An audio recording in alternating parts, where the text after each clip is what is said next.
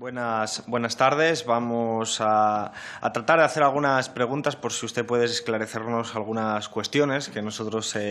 creemos que pueden ser relevantes para ver cuál es el impacto real que tiene estos presupuestos en el ámbito al que aquí nos acontece. La primera cuestión, que también la ha dicho el compareciente anterior, el portavoz del Partido Socialista, tiene que ver con los ingresos, teniendo muy presente cuáles son las competencias y cuál es su papel.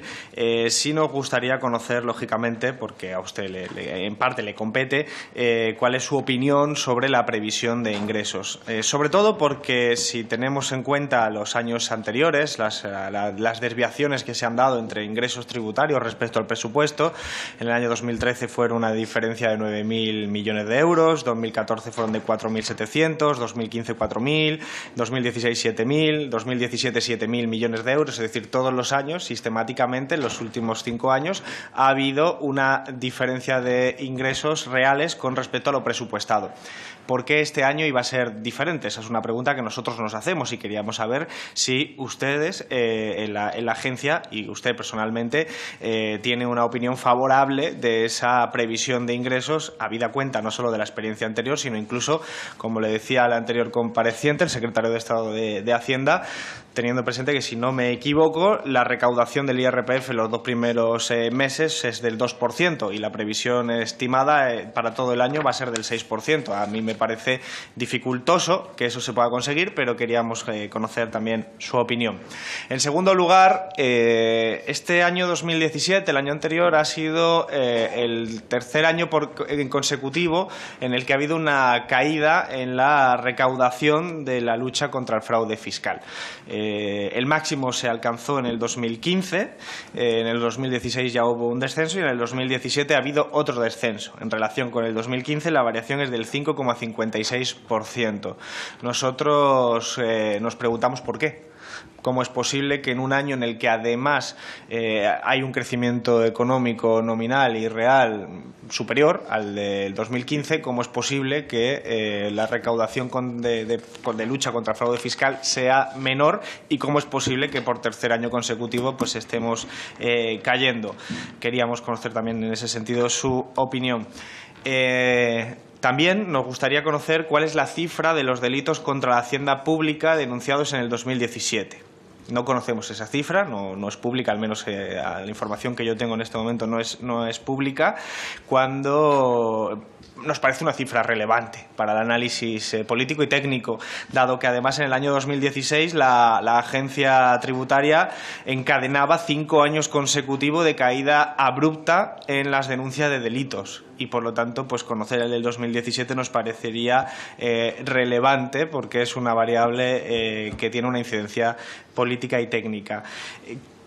Tenemos que preguntarle también si es correcto la información que tenemos de que el 80% de la plantilla de la agencia tributaria está dedicada a la investigación de fraudes que podríamos llamar menores, que están relacionados pues con sujetos económicos de que manejan menores cifras de negocio, como pueden ser pymes, autónomos, pequeñas y medianas empresas, etcétera. Mientras que solo el 20% de la plantilla estaría dedicada a lo que son las grandes investigaciones que tienen que ver con multinacionales, con grandes fortunas, etcétera. Si esto es cierto, y a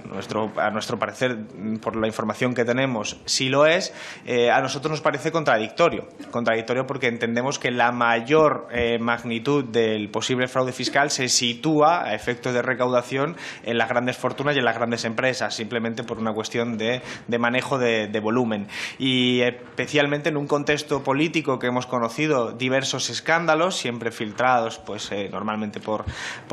terceras personas, como han sido pues lo de los papeles de Panamá y otra serie de filtraciones que han puesto de relieve pues que son las grandes fortunas las que fundamentalmente pues mueven cifras de negocio muy superiores a las que puede manejar una persona común.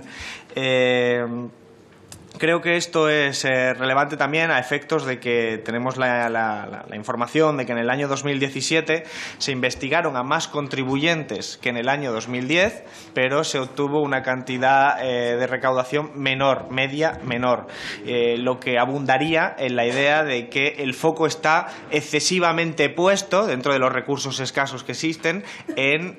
personas que no manejan grandes cantidades o que su fraude, siendo por supuesto un fraude, pues proporciona una rentabilidad para el Estado menor que la que podría ser dedicar todos esos recursos, o una parte mayor por lo menos, a la persecución de las grandes empresas, las multinacionales, las grandes fortunas, que son las que fundamentalmente se benefician de estos mecanismos. También porque tienen los conocimientos y los asesores suficientes como para hacerlo más sofisticado, y eso requiere pues también que la agencia opere con mucha mayor atención. También nos gustaría conocer su opinión sobre las cifras de plantilla que hay actualmente en comparación, por ejemplo, con el año 2010, que es el año en el que se inician los recortes en nuestro país y que, según tenemos entendido, pues es una variación de más de 2.500 personas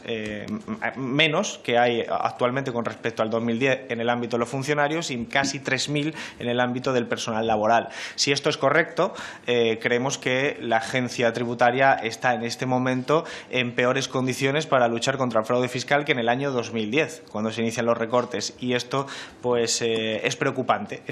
porque justo antes estábamos hablando de los recursos escasos, y qué duda cabe de que el personal cualificado es parte de esos recursos y, si no, por no decirlo, la parte más importante, clarísimamente. Y finalmente nos gustaría conocer también su opinión sobre unos datos que ya conocíamos, pero que ahora en la anterior comparecencia nos han presentado una transparencia, que son los beneficios fiscales. Claro, una cosa es la lucha contra el fraude, no cabe ninguna duda, porque es la lucha contra un delito, y otra cosa son los beneficios fiscales, que son la legalización de determinados procesos que de repente, bueno, pues lógicamente son legales y que, sin embargo, también inciden negativamente en la recaudación de la arca pública y del Estado. Y claro, lo que hemos conocido es que el impuesto de sociedades ha tenido un incremento del 62% en beneficios fiscales con respecto al ejercicio anterior. Y esto, que es por mucho claramente la mayor variación que se conoce, de más de 1.200 millones de euros, es lógicamente dinero que dejamos de ingresar en el Estado, y por lo tanto es un dinero que